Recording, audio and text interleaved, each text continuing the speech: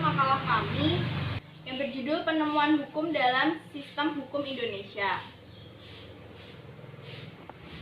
Yang pertama saya akan menjelaskan mengenai istilah dan pengertian penemuan hukum. Jadi, istilah penemuan hukum di dalam praktik di pengadilan sering diperbandingkan dengan beberapa istilah, yaitu pelaksanaan hukum, penerapan hukum, pembentukan hukum, dan penciptaan hukum. Akan tetapi masing-masing istilah tersebut tidaklah sama karena mempunyai perbedaan-perbedaan. Nah, istilah penemuan hukum sering dipergunakan oleh hakim, sedangkan pembentukan hukum itu sering digunakan oleh lembaga pembentuk undang-undang. Selanjutnya, Utrecht berpendapat bahwa penemuan hukum itu adalah suatu peraturan perundang-undangan yang belum jelas atau belum mengaturnya. Hakim harus bertindak berdasarkan inisiatifnya sendiri untuk menyelesaikan perkara tersebut. Adapun pengertian penemuan hukum menurut Sudikno Mertokusumo dan Pitlo adalah proses pembentukan hukum oleh hakim atau petugas-petugas hukum lainnya yang diberi tugas untuk melaksanakan hukum terhadap peristiwa-peristiwa hukum yang konkret. Kemudian Paul Scolton memberikan suatu penjelasan bahwa hukum merupakan satu sistem, yang berarti semua aturan saling berkaitan. Aturan-aturan itu dapat disusun secara mantik dan untuk bersifat khusus dapat dicarikan aturan-aturan umumnya, sehingga juga pada asasnya. Namun, tidaklah berarti bahwa hakim hanya bekerja secara mantik.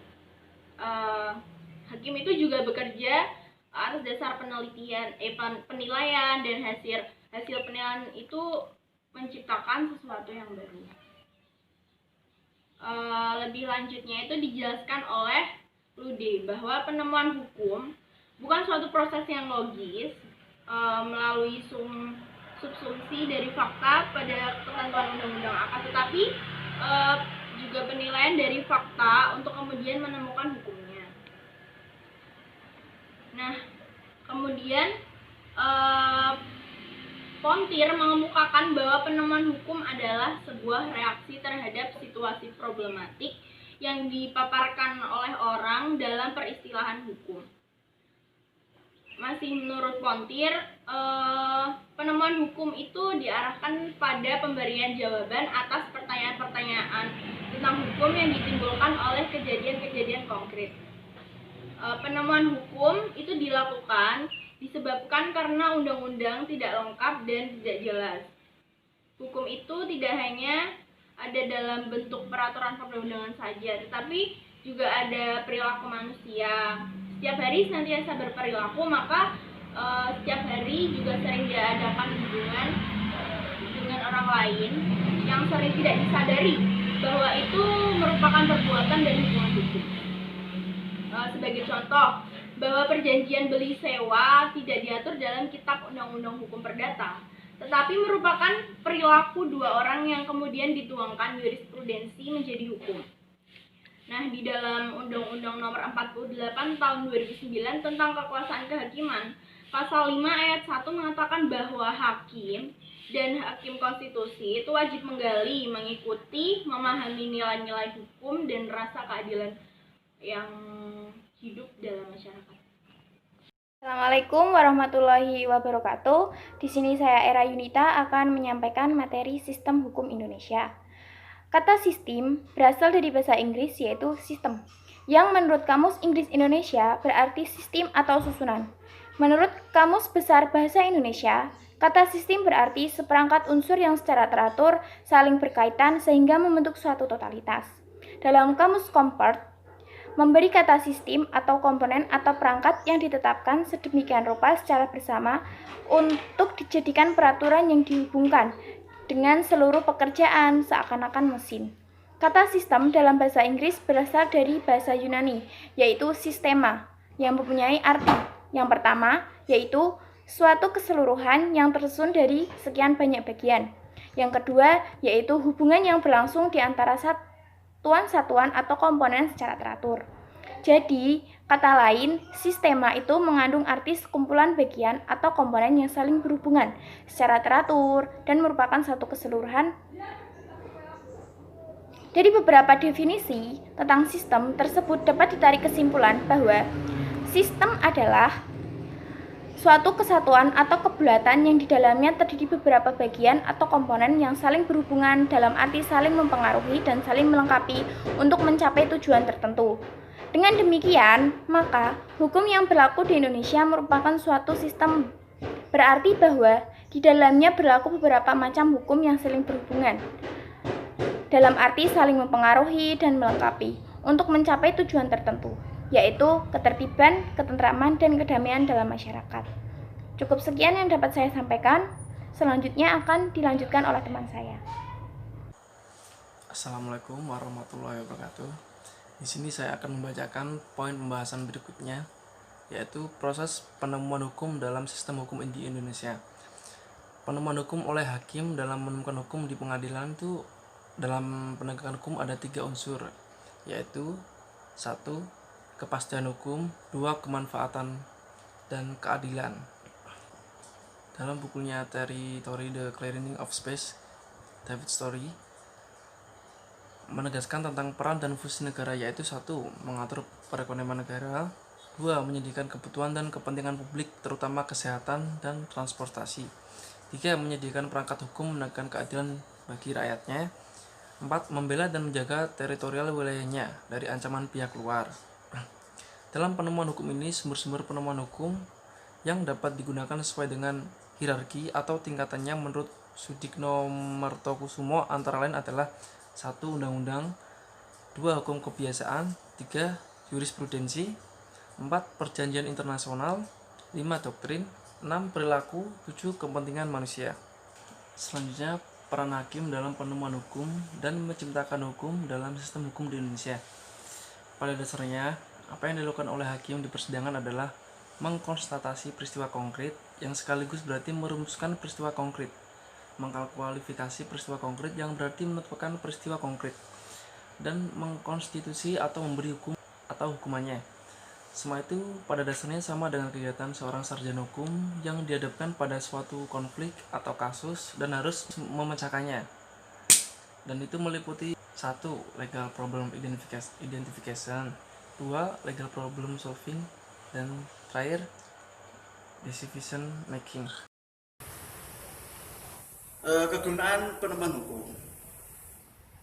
Kegunaan penemuan hukum adalah mencari dan menemukan kaidah hukum yang dapat digunakan untuk memberikan keputusan yang tepat atau benar, dan secara tidak langsung dari kaidah yang ditemukan tersebut memberikan kepastian hukum kepada masyarakat. Kemudian kemungkinan dari kegunaan yang diperoleh yakni ketika ada kalanya pembuat undang-undang itu tidak sengaja menggunakan istilah atau pengertian-pengertian yang sangat umum sifatnya, sehingga dapat diberikan lebih dari satu pengertian dan pemaknaan gitu kan. Jadi interpretasi dari pemaknaan yang masih umum itu perlu dispesifikkan lagi, karena definisi yang masih umum itu akan berakibat blundernya sebuah pemahaman, sehingga keputusan yang diambil dari hakim itu bisa membingungkan. Kemudian yang kedua, ada kalanya istilah dari kata, pengertian, dan kalimat yang digunakan dalam perundang-undangan itu tidak jelas arti dan maknanya, atau tidak dapat diwujudkan lagi dalam kenyataan sebagai akibat dari perkembangan yang ada di dalam masyarakat. Jadi kontekstualisasinya itu belum tentu relevan, karena perundang-undangan yang diterapkan itu tidak berkorelatif gitu loh dengan realita yang ada. Dari arti makna kata dan pengertiannya yang masih umum tadi, kemudian perundang-undangannya itu ketika dimaknai dalam konteks kekinian itu masih kontroversi. Ya kurang lebih seperti itu kan. Jadi belum tepat dan benar ketika langsung saja dijadikan undang-undang secara konkret, sehingga perlu adanya penemuan-penemuan lagi yang harus dilakukan oleh hakim atau jaksa. Dalam proses pengambilan keputusan, hakim pada dasarnya dituntut untuk melaksanakan 2 tugas.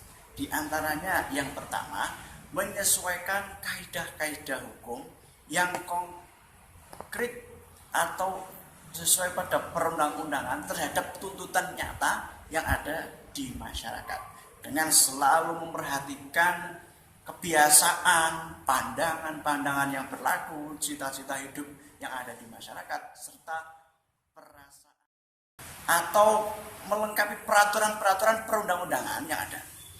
Hal ini dikaitkan dengan perkembangan yang terjadi di masyarakat. Jadi hal ini perlu dijalankan sebab ada kalanya pembuat undang-undang itu tertinggal oleh perkembangan yang ada di dalam masyarakat. Jadi harus selalu upgrade isi dari substansi undang-undang yang sudah dibuat tersebut gitu loh. Selalu ada modifikasi, selalu ada penyesuaian, selalu mendesain ulang gitu kan, sehingga hakim sendiri selain memiliki wewenang untuk menerapkan, juga memiliki fungsi menjelaskan, memberikan penambahan atau melengkapi hal-hal yang dibutuhkan dalam perundang-undangan yang ada tersebut, sehingga perundang-undangan yang ada sendiri yang sudah ada secara terlebih itu bisa dikomparasikan atau bisa dihadap-hadapkan dengan problematika secara kekinian gitu loh yang ada di masyarakat. Maka dibutuhkan adanya menggali, mencari dan menemukan hukum secara modern yang baru dan dapat memberikan rasa keadilan di masyarakat. Sehingga itulah proses pengambilan keputusan hakim yang seyogyanya dilaksanakan dari 2 ketentuan tadi, sehingga kegunaan penemuan itu bisa dirasakan oleh penegak hukum.